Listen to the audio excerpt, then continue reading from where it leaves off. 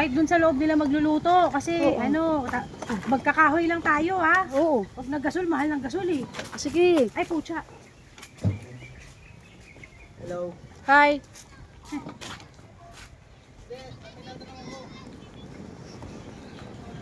Hindi ako na-offer sa pagkain. Wala ka talaga kasi akong pera. Sige lang. Cowboy naman ako eh.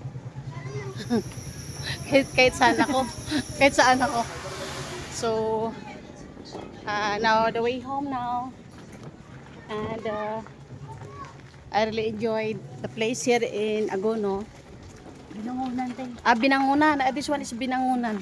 Binangunan pala ito. Tayuman, Binangunan, Rizal. Binangunan, Tayuman, Rizal. Okay. Okay.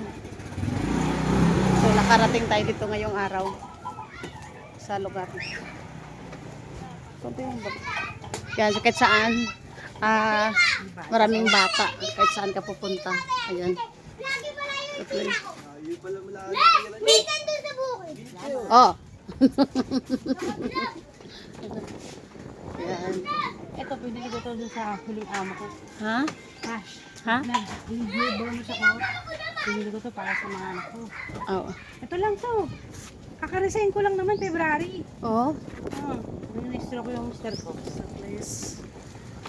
Bahay. Yan. The place. So yung daan. Tingnan mo yung daan, no?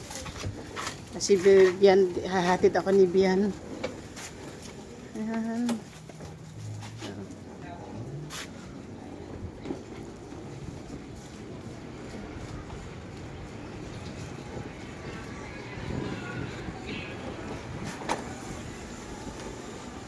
Saka mabait yung mag-asawa na yun, te. Tama, hindi na tayong postiso ni ate yan eh. Oo nga. Parang tinira niya ibe. Oo. Ako gumawa nun. Saka dyan, kasi nga ate, ganyan ng lugar, di ba? Hindi lahat kaya magbayad ng buuan. Totoo po yun. Kaya pahulog ako, tango, tayo pagkapag 50. Kung ano lang ihulog nila.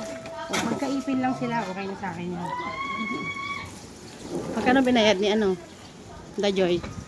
1.8. Oo. Huwag sa anong mahal yun. Ilang kupit yun, dami na. Hindi pa yata, 5 item. Dadagdagan ko pa isa kasi kapag buhulot lang niya. Okay. Libre lang yung isa doon. Si kapit bago ko Sa lubluban talaga pala kayo, ano? Pero pag doon tayo dumaan, hindi naman. Kaya lang, mas andun. Mas, Okay. mas depressed area doon. Kuya, malambot ba yung gulong ko sa likod? Sakto lang. Okay lang, ma'am. Thank you po. Thank you po.